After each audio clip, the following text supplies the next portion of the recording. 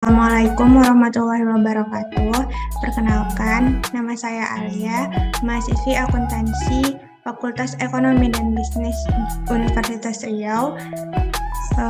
Di kesempatan kali ini, saya akan membahas mengenai dampak pembelajaran daring terhadap pemahaman materi perkuliahan selama pandemi, yang didasarkan dari hasil survei yang sudah saya lakukan sebelumnya, di mana survei itu ditargetkan kepada mahasiswa dan mahasiswi di beberapa universitas dan beberapa jurusan.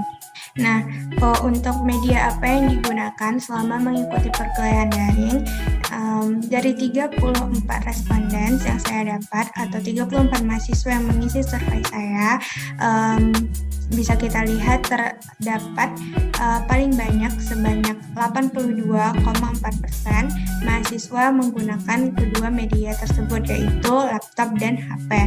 Lalu terdapat 2,9% mahasiswa yang menggunakan HP saja untuk mengikuti perkuliahan daring, dan sisanya 14,7%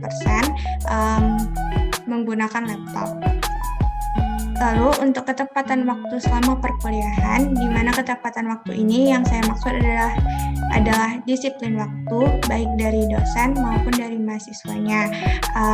Disiplin waktu dalam mengerjakan tugas, masuk kelas, ataupun mengajar. Nah, dari hasil survei itu kita dapatkan sebanyak 8,8% mahasiswa ini mengaku ketepatan waktu yang sangat tepat. Artinya meskipun ini dilakukan secara daring, mereka tetap siap untuk melaksanakan perkuliahan dan tidak malas-malasan.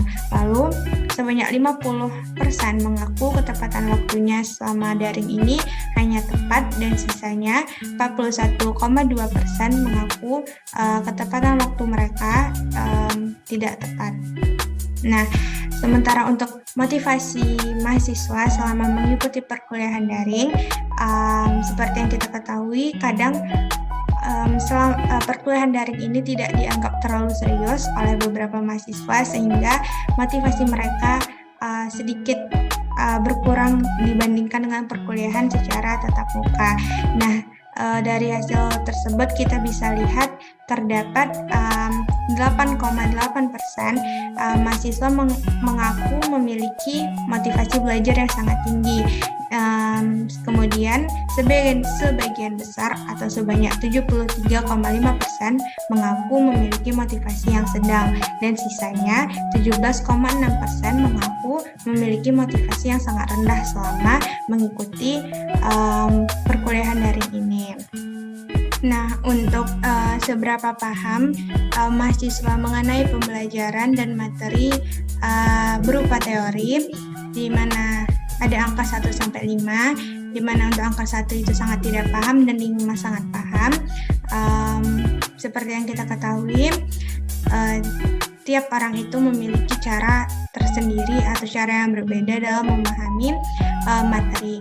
Ada yang sekali baca paham, lalu ada yang harus diajarkan secara langsung, dan lain sebagainya. Dari hasil tersebut dapat kita ketahui terdapat 2,9% memilih angka 1, artinya materi berupa teori itu sama sekali tidak dapat dia pahami selama perkuliahan daring ini.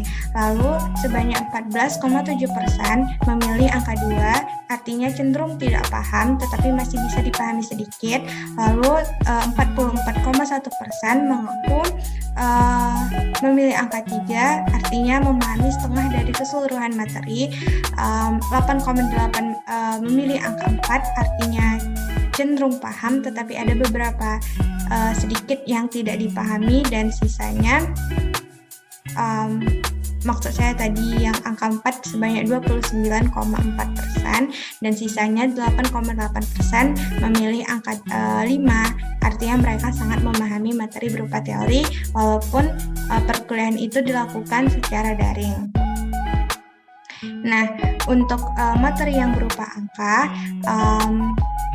terdapat 2,9% yang mengaku tidak memahami sama sekali dengan memilih angka 1, lalu 29,4% memilih angka 2, 47,1% memilih angka 3, dan 11,8% memilih angka 4, dan yang terakhir sisanya sebanyak 8,8% memilih angka 5 dan mengaku sangat memahami materi berupa angka walaupun perkuliahan dilakukan tidak secara langsung. Seperti yang kita ketahui, dalam melakukan perkuliahan daring, hal yang dibutuhkan adalah fasilitas medianya seperti laptop dan HP, lalu fasilitas pendukung yaitu kuota ataupun wifi. Nah, akan tetapi jika terjadi gangguan dengan fasilitas-fasilitas tersebut, apa yang mahasiswa lakukan? Sebanyak 14,7% memilih untuk izin tidak mengikuti perkuliahan dan melewatkan kelas. Artinya, jika mereka mengalami hambatan, mereka memilih untuk ketinggalan kelas dan bisa berakibat tidak memahami materi yang disampaikan hari itu jika mereka tidak mencari tahu atau belajar kepada teman yang lain. Lalu, sebanyak 85,3% memilih untuk mencari jaringan atau meminjam hotspot keluarga agar mereka tetap bisa mengikuti perkuliahan daring ini. Nah, seperti yang kita ketahui, pemerintah membantu mahasiswa dengan membagikan kuota gratis untuk mengikuti perkuliahan daring. Nah, apakah semua mahasiswa sudah mendapatkannya? Dari responden saya, kita dapatkan sebanyak 70,6% dari mereka belum mendapatkannya dan sisanya sebanyak 29,4% sudah. Nah, bagi yang belum mendapatkannya, berapa perkiraan dana yang mereka keluarkan per bulannya?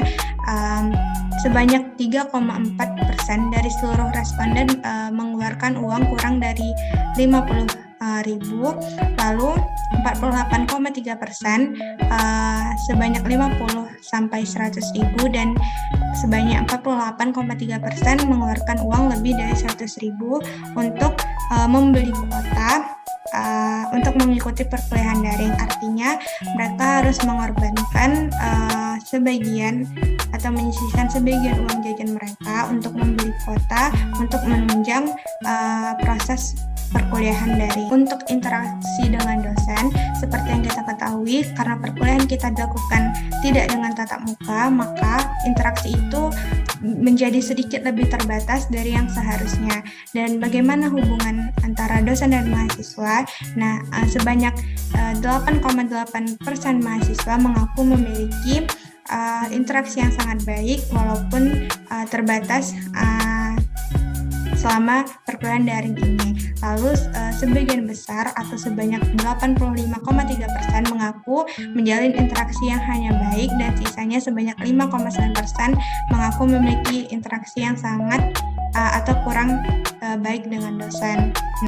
Apa saja sih kendala dalam berinteraksi dengan dosen, di mana kita ketahui kendala dalam berinteraksi dengan dosen ini akan bisa mempengaruhi pemahaman kita terhadap materi.